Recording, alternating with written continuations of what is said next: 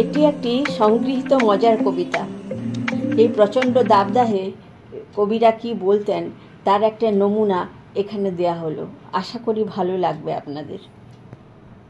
এই প্রচণ্ড গরমে কবিরা কে কী রকম রিয়্যাক্ট করতেন তারই একটা নমুনা এখানে লিখেছেন কেউ।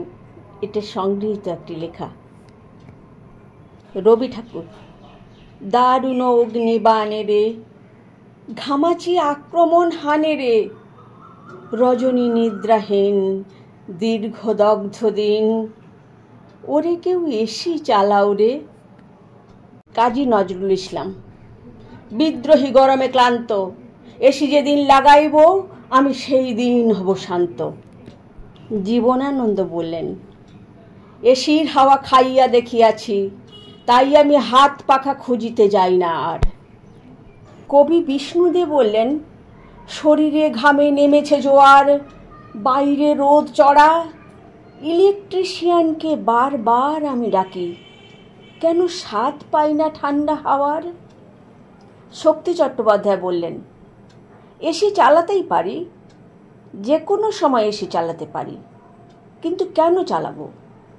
হাত পাখা দিয়ে এমনি হাওয়া খাবো, চালাবো কিন্তু এখনই চালাবো না, সবাইকে ডেকে নিয়ে যাব, ইলেকট্রিক বিল বাড়াবো না অসময়ে। সুকুমার রায় বললেন, এসিও ভালো, সিলিং ভালো, হাত পাখার হাওয়া খেতে ভালো, ঠান্ডা জলে নাইতে ভালো, কিন্তু সবার চাইতে ভালো কুজোর ঠান্ডা জল। তখন সুনীল গঙ্গোপাধ্যায় বললেন, গরমে কিরকম ভাবে বেঁচে আছি তুই এসে দেখে যা নিখিলেশ। বৃষ্টি কি পড়বে, নাকি শেষ ইলেকট্রিকের ইউনিট নিয়ে গোয়েঙ্কার খেলা, এসির ঠান্ডা হাওয়া ঘুরে ওঠে, পকেট কি অবহেলা। অন্নদাশঙ্কর রায় বললেন, সিলিং ফ্যান চলছে বলে আমার ওপরে রাগ করো, তোমরা যেসব বাড়ির লোক এসি চালিয়ে বিল করো তার বেলা। সুকান্ত বললেন, এসি চালিয়ে যাব, তবু আর যতক্ষণ দেহে আছে প্রাণ পকেটের কথা করব না খেয়াল।